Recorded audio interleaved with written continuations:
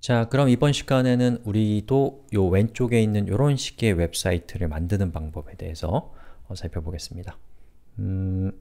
우선 저는 예제 파일을 만들 겁니다. random bgimg.html 이란 파일을 만들었고요. 자, html이니까 doctype html 밑에 head, 옆에 body가 있고, 자, 그 다음에 head 태그 안에다가 style이라고 이렇게 했고요. 그 다음에 이제 핵심적인 부분은 이제 실행을 시켜봐야죠. 자, 비어있는 상태입니다. 핵심적인 부분은 이 웹페이지에 있는 body에 백그라운드 이미지로 우리가 뭘 지정하냐, 방금 보셨던 이 unsplash source라는 사이트에서 제공하는 랜덤한 이미지를 가져오는 것이죠. 근데 여러분이 만약에 좀 사이즈가 큰 걸 가지고 싶으면 이렇게 해상도를 커스터마이징 하시면 되겠죠. 자, 그렇게 해서 여기에다가 이렇게 하면은 이 소스 여기에서 이 사이트에서 자연과 관련된 1600 픽셀 곱하기 900 픽셀의 이미지를 가져오게 되는 것이죠. 자, 이렇게 되죠. 근데 이 화면에 제가 줌을 이렇게 쫙 당겨 보니까 어떻게 돼요? 줌을 당기는 게 아니라 밀었죠. 밀으니까 화면이 큰 경우에는 이미지가 이렇게 잘리는 문제가 있습니다. 자, 이런 문제를 방지하는 방법은 CSS3에서 도입된 제가 너무나 사랑하는 백그라운드 사이즈의 커버라고 하는 속성을 사용을 하시면 됩니다. 자, 그런데 이렇게 커버로 하니까 이렇게 된단 말이에요. 이미지가 잘린단 말이죠.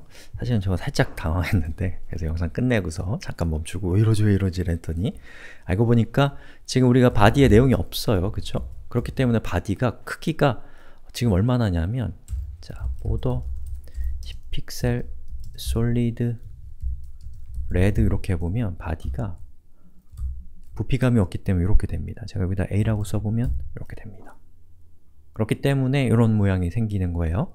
그럼 어떻게 하면 되냐? 바디의 크기를 최소한 화면 크기보다는 크게 하는 겁니다. min, 최소, height, 더 작아질 수 없는 크기 100h, vh, 맨날 헷갈려. 자, 이렇게 하게 되면은 이 vh는 이 화면 전체 크기, 즉 우리 눈에 보이는 뷰포트 이 영역을 100%라고 했을 때 그것 전체를 사용한다는 뜻입니다. 자, 이렇게 해보면 보시는 것처럼 이렇게 되죠? 그리고 제가 이거를 만약에 50으로 하게 되면 화면의 50%가 되면서 이만해지는 거예요. 대충 아시겠죠? 그래서 이거를 100VH로 하면은 이렇게 된다라는 것이죠. 그리고 옆에 이렇게 여백들이 있잖아요. 그죠?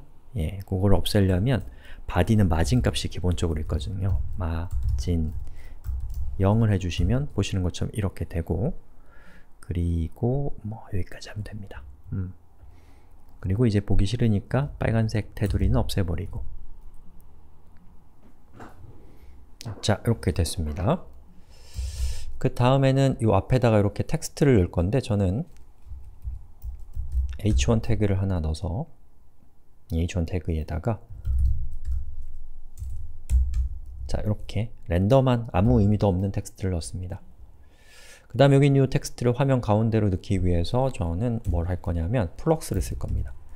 display 플럭스 모르시면 제가 만든 CSS 수업의 플럭스 파트를 참조하십시오. 자, 그 다음에 이렇게 플럭스를 썼고요.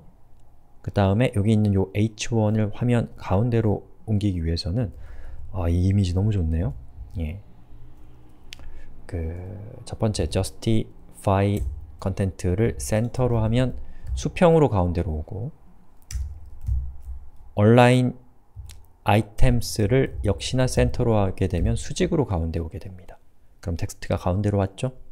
그 다음에 h1 태그에 대해서 뒤에 있는 이미지에 따라서 얘가 텍스트의 색상에 의해서 안 보일 수도 있으니까 저는 요 백그라운드 이미지, 백그라운드 컬러를 주겠습니다.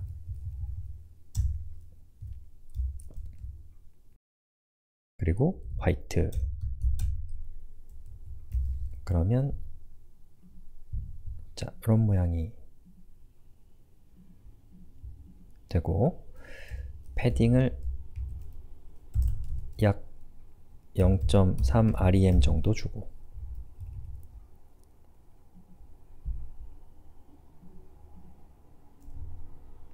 그리고 테두리를 보더를 5픽셀에 솔리드에 블랙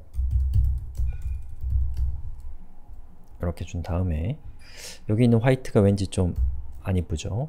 그래서 투명도를 조금 주겠습니다. 자, 제가 지금 쓰고 있는 건 에디터의 기능일 뿐입니다. 여러분들 직접 하시면 돼요. 이렇게 했더니 조금 별로네요. 저는 그냥 테두리를 없애고 여기 있는 배경의 컬러를 자, 요정도 그리고 컬러를 화이트로 이렇게 좋습니다. 그런데 텍스트가 너무 두껍네요. 그러면 조금 더 예쁘게 하기 위해서 저는 구글 폰츠로 가서 구글에서 제공하는 웹폰트를 사용하겠습니다. 이거에 대해서 잘 모르시면 제가 만든 수업 중에 웹폰트 파트를 참고하시면 되겠습니다.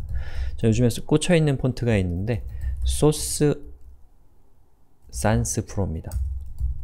이거 괜찮은 것 같아요. 소스 산스 프로라는.